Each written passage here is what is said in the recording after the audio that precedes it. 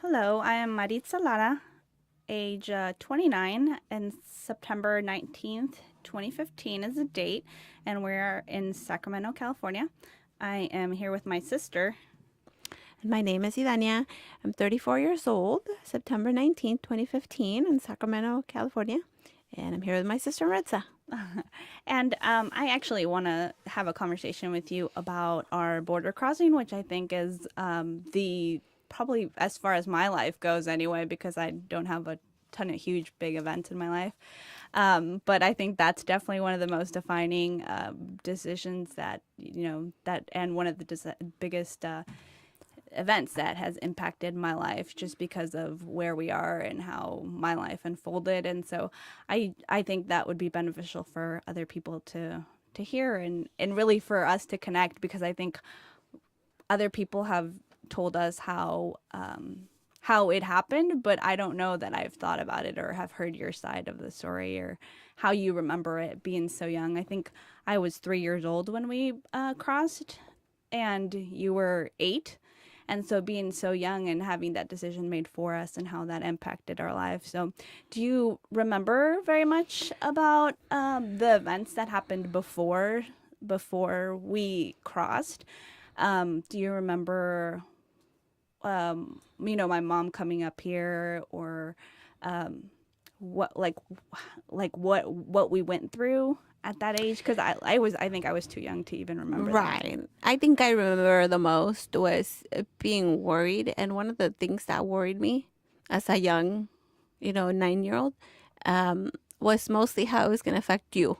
It's funny that you would bring that up to me now in this opportunity that we're having. But to me, it was definitely like, who's going to take care of you type of thing. Because there we had each other to take care of. But and everybody, like our older sisters who were 16 and 15 at the time, were old enough. But for you and me, it was like we were the babies of the house. And even though I was 9 and you were 3, or 8 and 3, it was still like, where are we going? How are we going to do this? Who's going to take care of us type of thing? And my mom had left a month before, right? Because she came first and she wanted to kind of stabilize herself.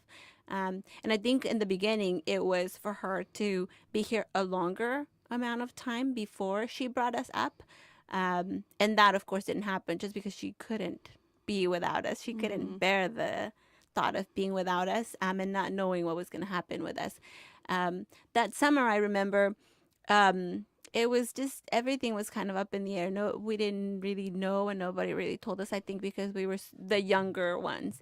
I think if you asked Alma and Rayleigh, who are our older siblings, they would say, they knew what was happening. But you and I, nobody really sat us down and said, this is what's going to happen. We just kind of went with it. And everybody thought that as long as we were fed and clothed and we had a warm place to Right. be, we were fine. Yeah. Which is, I think, what most adults think when things like this are happening to younger kids. They think as long as you're fed and cleaned and, everything would be fine. But I was getting ready to go back to school. And then, so I was going to be in 5th grade.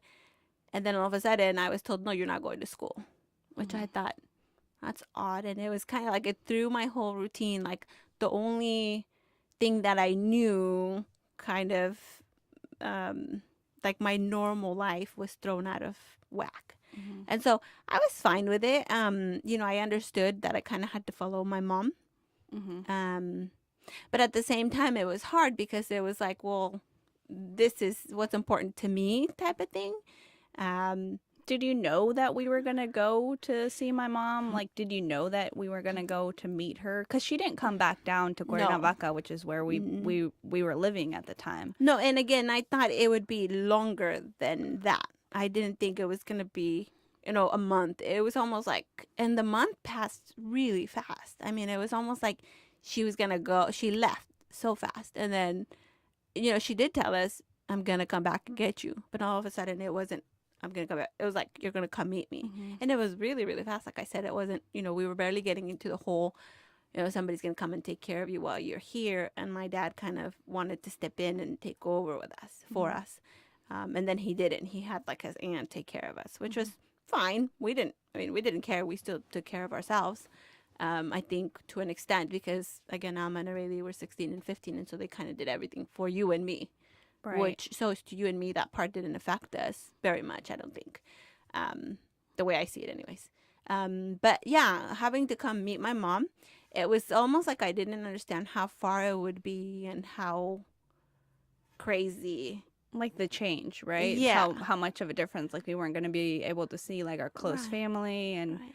all that. Yeah. And then, I would imagine. I mean, like I said, I don't remember very much of it. I remember thinking that we were going. I knew something was happening, and I knew we were going somewhere. The only reason why I knew is because our aunt, our Tia Aunt Rosa. Rosa, yeah, Tia Rosa had made a couple of, she's seamstress, and she had made a couple of outfits for me, and so I knew we were going somewhere special because of that. Right. She had given me those dresses, and at age 3, these are the little details that I pull, that I have in my Right. memory, not from hearing other people.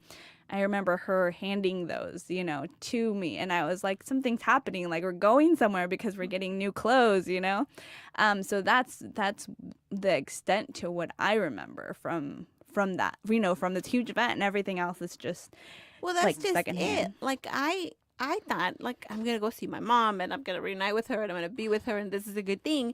But everybody's face and everybody's like behavior was like this bad place or like bad thing that we Right. were gonna go through. And I guess at that point, being 8 or 9, it's like an adventure.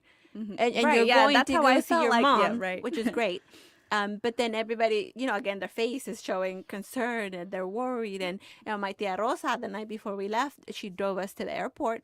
The night before we left, she set us, she nailed us down before we went to sleep, and we prayed like a whole rosary, which we had never done in our lives. I mean, we're familiar with prayer just because we're Catholic and we've been taken to church and everything. But for us to say a whole rosary was like, what's somebody has died or Right, someone's gonna yeah. die. So you start to You're praying for a miracle. yeah, so you're kind of worried. And again, we obviously had no idea at 3 and 8, and I think even our older siblings had no idea of what the border crossing was like. And I think even though we went through it, we still, at such young age, had no idea of the dangers, of what it meant, of what it entitled, what goes into it. I remember landing in Tijuana, and my mom was already on the side of the border, which meant she had to cross over to get us, which, everybody said, no, no, no, no, no, the girls will cross. The girls will cross. Don't you worry about that. They'll cross. And I remember her saying, no, I'm going to go with them, which meant she had to pay an extra fee for herself to the coyotes, which she didn't have any money at the time. And then there was 4 of us, so it's like times 4. Everything's times 4, times 5, really, with her. So it was, you don't realize that when you're 9 years old at the airport, you're happy to see your mom again after a month because you've never been apart from her for longer than 2 weeks, when you went on vacation with your grandparents. And so it's just hard to, I mean, I'm so grateful for having her do that, because when we crossed, it was a difficult experience. And I realized that, even as it was happening, of how much danger it was. I mean, Yeah. it was hard. When we got to Tijuana, do you know if anyone else, or do you recall if anyone else was in Tijuana? Like, were there family members that were there to meet us besides my mom, or was there like a hotel where we stayed at and where they prepped?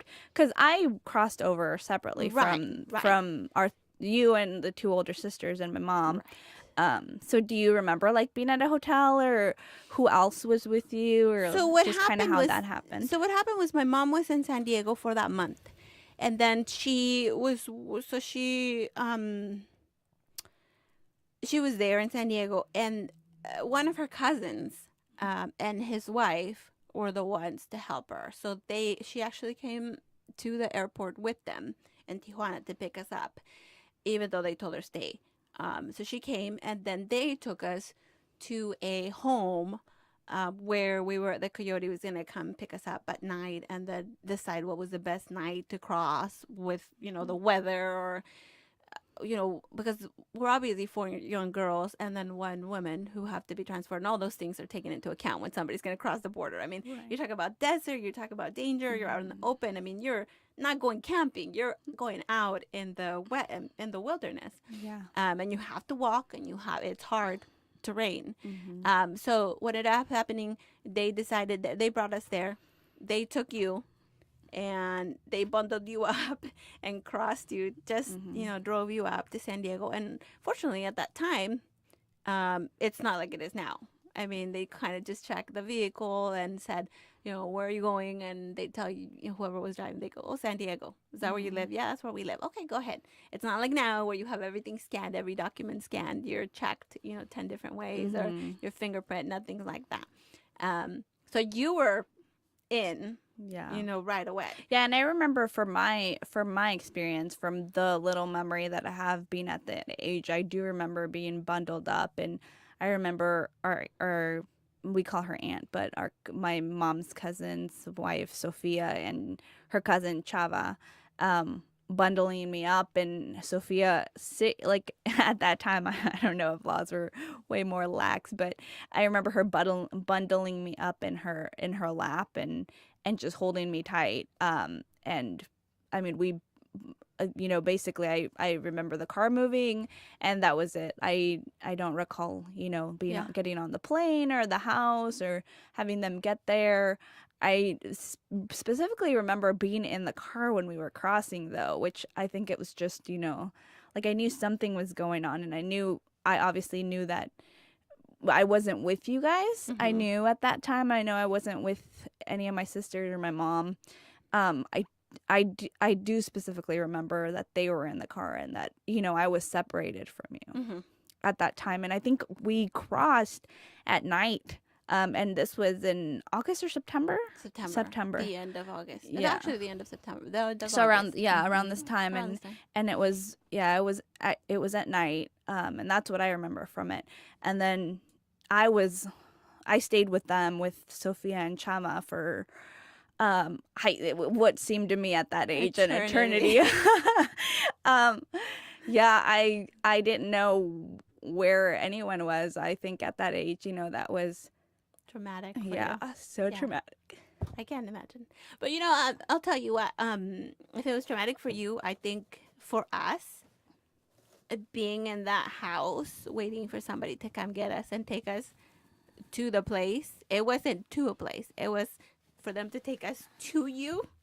I mean, the whole time, none of us could think of anything other than getting to you. There wasn't, we got to get to San Diego, or we got to get to the north, or we got to get to a whole new place, like an opportunity. It was never like that. It was always just to get to you. As far as I recall it, that's what it was. And it made it real. It made it current. It made it, it gave us like a goal to get to. And you can ask any of us. I remember being so young, being 8 years old, and thinking we had to go to her, like she's there waiting for us, type of thing. And we wanted, like, I remember being, the discussion between my mom and her cousin, and whether my mom wanted to hand you over to them and have them cross you over in their car as their child.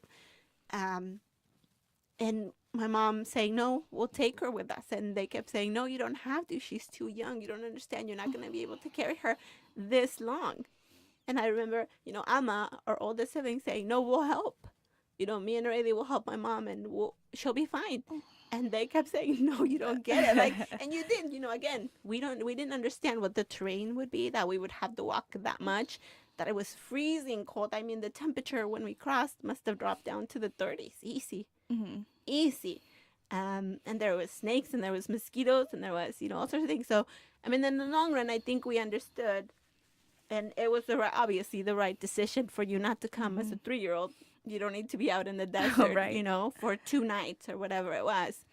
But yeah, the whole time, I mean, I think if we wouldn't have had you, it would have been a different experience. But I think having you had crossed over and being there, it gave us that goal. It gave us that place to really go to and grasp and hold on to. Like, this is what we have to do.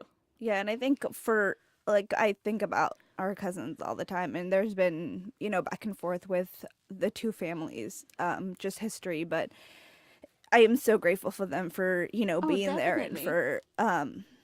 for, just for allowing me to cross over and not have to experience that because you hear all these stories and I mean you went through it. Yeah. I don't have to tell you, like I don't have to tell you about it, but I think being so young and I don't think I'm ever going to be able to repay them just taking me. And I do remember Sophia just telling me, like I would cry for days and having her just tell me, they're going to be here, they're going to be here, taking care of me so well, just she had two boys and a daughter of her own, and she took care of me and she bathed me and she, I do remember that being on the other side, but I do remember being just crying uncontrollably because I didn't Well, you know. had never been separated Yeah, I from didn't know. us. And to be separated from all of us at Mm-hmm, once, I mm-hmm. can't imagine. And plus, you were 3 years old. I mean, three is, having a 3-year-old now myself, I can't imagine taking her out of her world and putting her in with strangers, even though they're family and they look like us and it's a different world. It really is a different world. Yeah.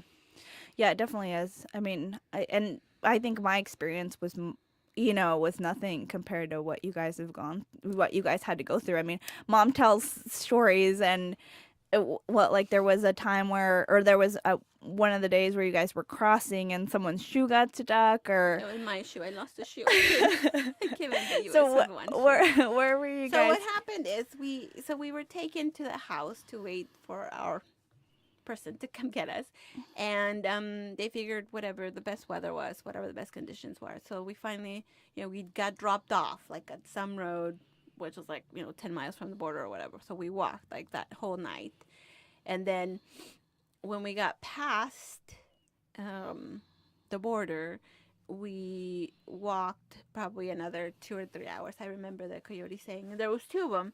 I remember the coyote saying, we have to, sleep here. The girls they're not going to make it if we keep walking.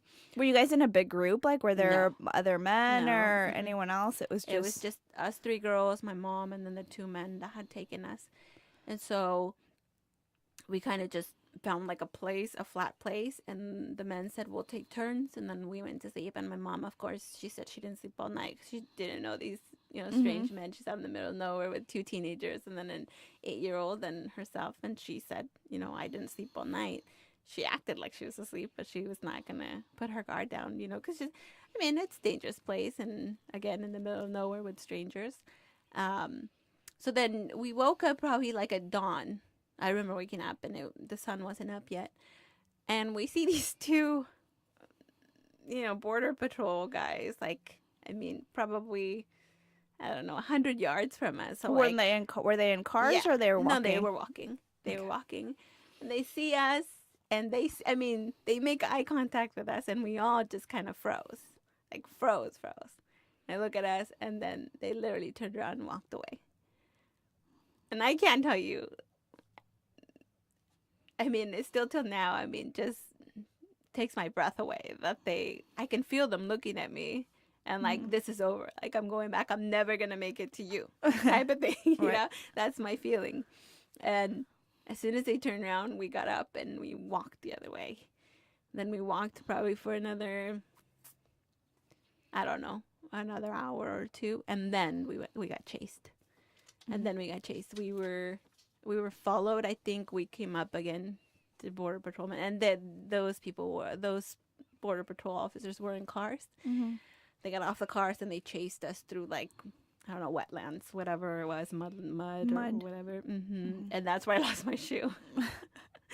So I was barefooted. And then after that, it was only a little bit more to walk, which must have been another hour or so. And then we got picked up in a car, and then they dropped us off in San Diego. Who picked you up? Like, just people from the Coyotes? Yeah. Or Yeah. so the next point was the next point. Yeah, somebody picked us up in like an old Cadillac. Yeah. Yeah. So how long was it, like, from when you started crossing to when you got picked up? Like, how, like, what is that length of time? Was it seems to me, days or? Yeah, it must. The whole thing couldn't have been more than 5 days that you were taken and, you know, separated from us. And then we came home to you, or we came to you. Because we got into Tijuana like midday. And then we were taken to that home and we stayed there 1 or 2 nights. Mm-hmm. At that home, they told us, hey, you know, we need to find you some dark clothes or whatever. So everybody was put in like black clothes. So we wouldn't, you know, in the dark, nobody would be able to see us and things like that. It'd be easy to hide, like camouflage type thing. Mm-hmm. And then we waited. I know we waited a night because I remember sleeping in that home. And then the next night, we didn't sleep there anymore. So we were taken out. We were probably picked up around 8 or so. Mm-hmm. And then, like I said, that night and then the next day. Yeah, so, and then we were in San Diego for 2 nights, and then my uncle picked us up and we left.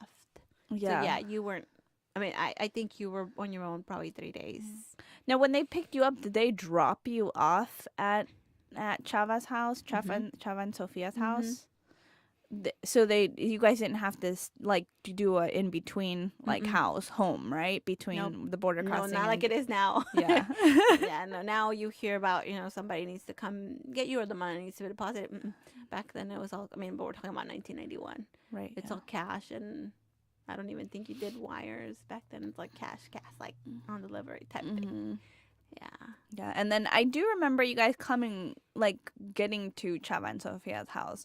Because that I was just like, oh my God, they're here, like, and I remember specifically because Sophia dressed me up and like she had, I don't know if it was her daughter Anna's, like Anna was 1 year old at the time, so I was smuggled in as a 1 year old when I was 3 years old. Right. But but she had put me, like, she had bathed me in the morning, and she was like, your sisters and your mom are gonna come home today, like.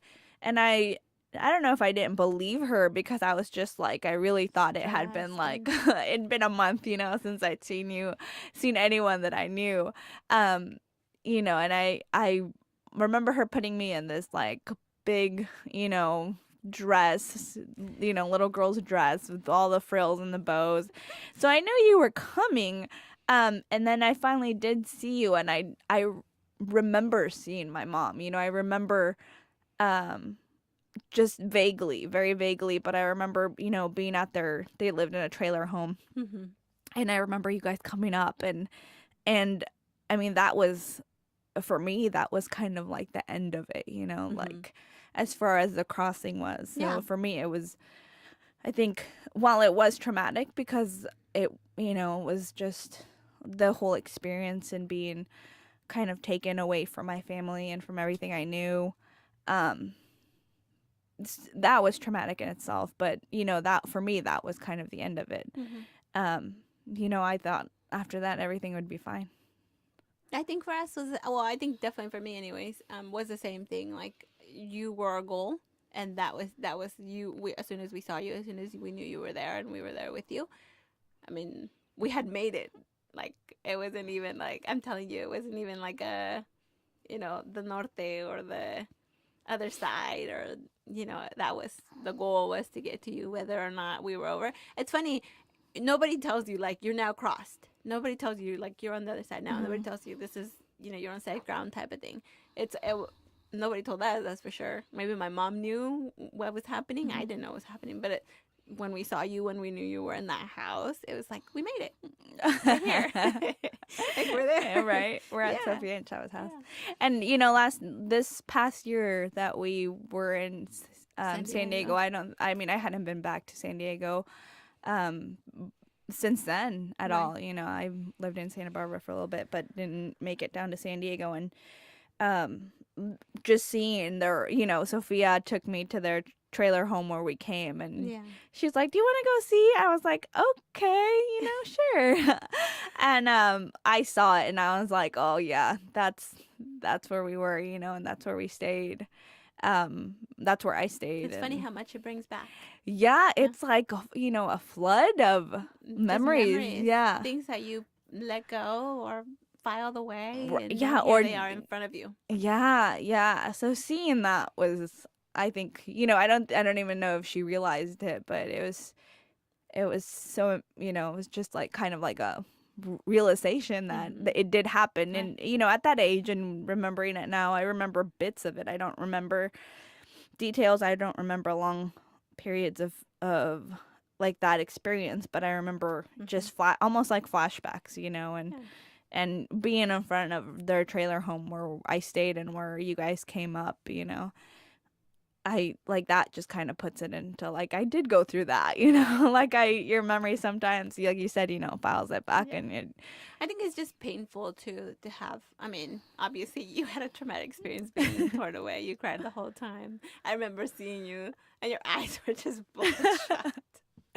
You had this nice dress on, but your eyes were just bloodshot. And mocos, just boogers streaming down my face. I remember that. She kept wiping and wiping off the boogers, and I was like, "It's not. You just can stop." Just. Well, it's funny. As soon as we walked in, she's like, she just stopped crying, and now she's crying again. Because you were so happy. You were saying, and of course we were all crying and wanting to hold you, and you know it's funny that she was like, I just literally had her stop crying, and you're like, yeah, I think that's the reason why I don't cry as ever, you know, is because I cried for 3 days straight. yeah, during that time. Yeah. Yeah. Do you know how long we were in San Diego with them for? Was it Not very long. I mean, I'm telling you, from that point on, I think it must have been 2 to 3 days that my Uncle Guillermo came down and picked us up. Because the destination was never San Diego. We were never going to stay there.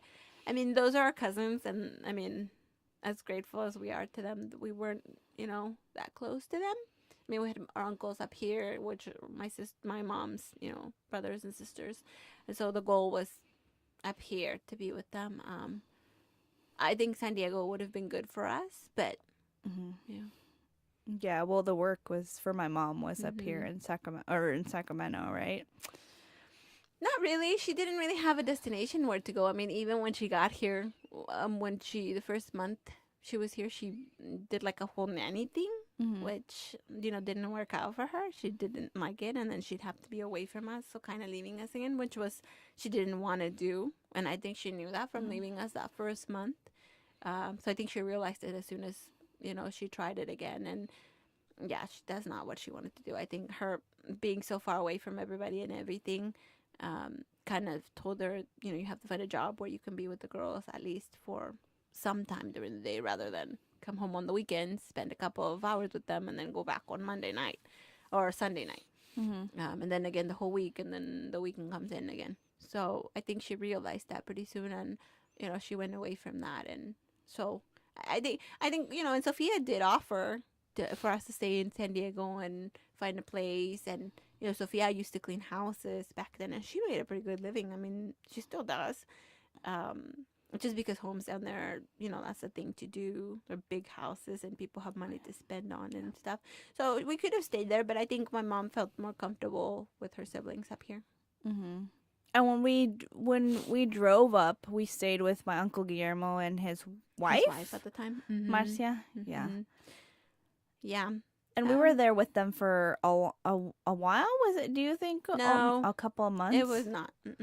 It was probably another month. It's funny, you know, it seemed like a very long time, but by Christmas we were on our own. So you're talking about September to December, because the first Christmas it was really hard.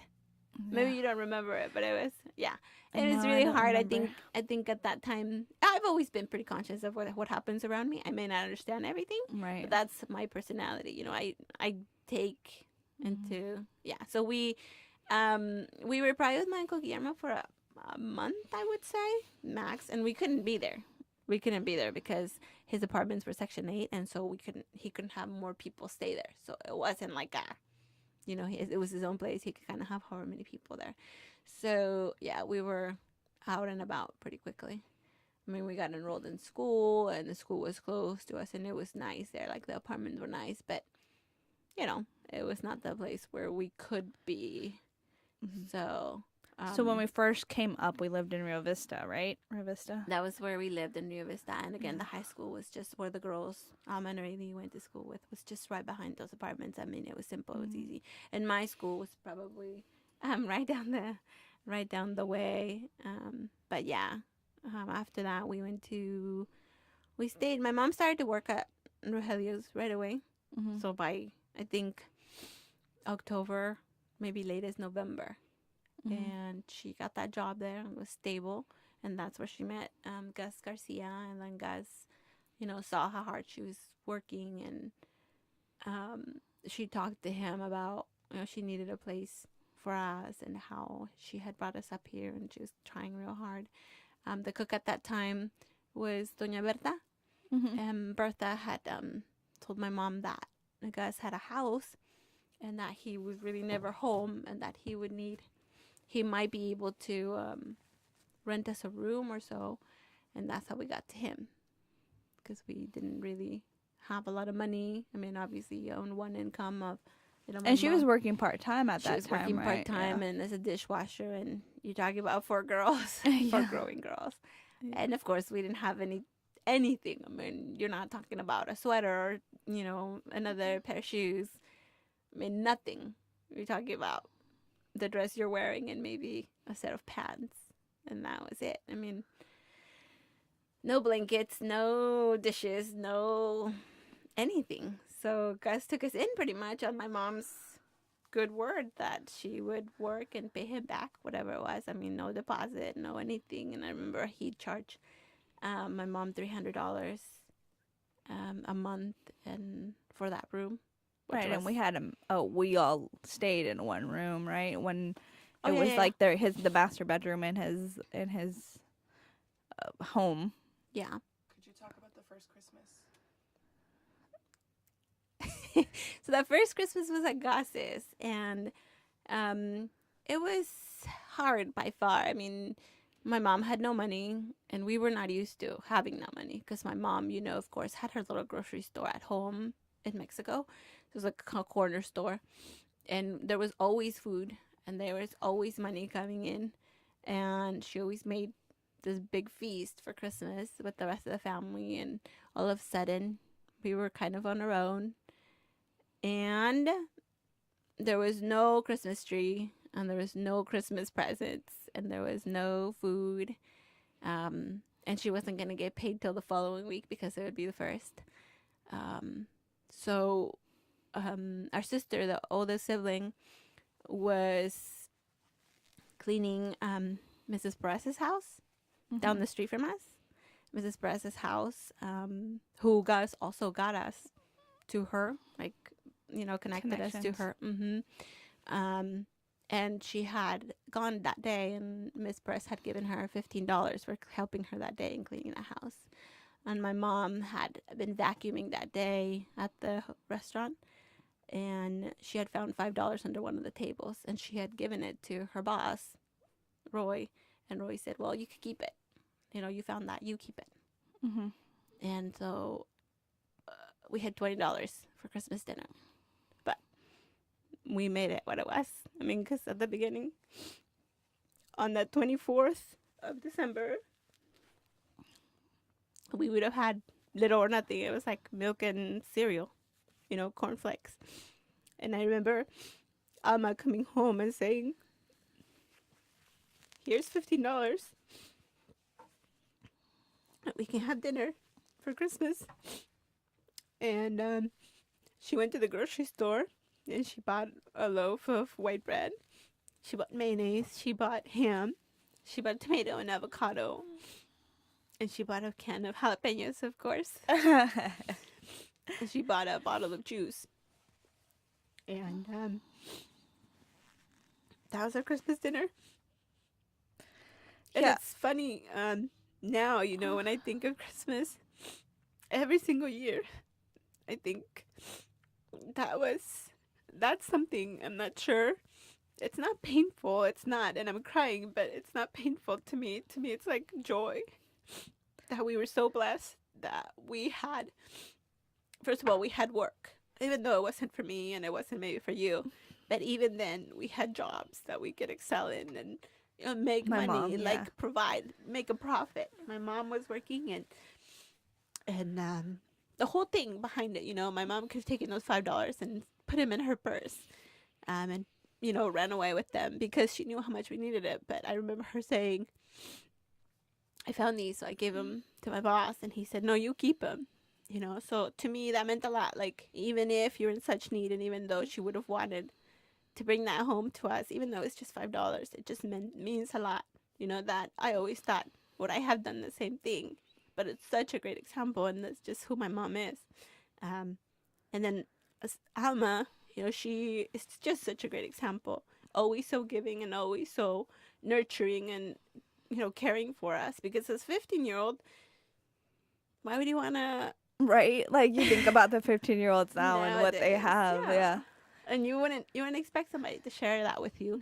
But so to me, it's not only like the Christmas thing. It's like a story that could have happened every other day, and it just means so much from every point of it. Yeah. Even though we had very little, it was for all five of us to share, because it's just us five, and us five only would always look out for each other. That thing. Yeah. And I remember, even though we didn't have very much as when we lived in at Gus's, and then when we moved moved out of Gus's into that apartment with our aunt.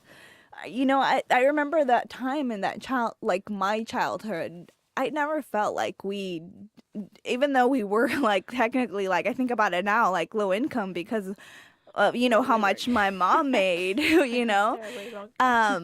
So we were low income, and we couldn't afford everything, but I remember that being some of the happiest times. Like I always think like, I don't think I realized that we didn't have very much until I was maybe like 13 or 14, and it was more so because it was in like a civic lesson, like teaching us about economy in class, and it was like, oh, I guess we are poor, like, but we were so rich with like just being with each other, Right. and being together. And even now, like, I think like you don't need anything else, No. and I think that is definitely like the importance of I think we the learned whole that at a experience. pretty young age. I think that the whole border crossing to us, if anything, showed us, that was probably the biggest lesson that my mom showed us. Not, coming here and getting a new bright future, which is great. But I think overall, by her bringing us up here, hundreds of women and men really do the same thing with their families, but they leave them behind, which, everybody's different. But for us, my mom showed us that being together and being with one another and being supportive and just growing up together is major, major, major, major. And it's enough. You don't need to have nice clothes, and you don't need to have nice cars, and you don't, maybe not even a nice home, but just being with each other is enough. And I think that's the major lesson in the whole crossing. She never wanted to be apart from us. She always knew that the one thing, her goal was to have us with her, to have us together. Whether or not we were going to become, I don't know, judges and lawyers and doctors was different, but it was a separate thing on its own. But I think the lesson was always that she wanted to have us with her and have us together. Yeah, I definitely think that's true. Yeah.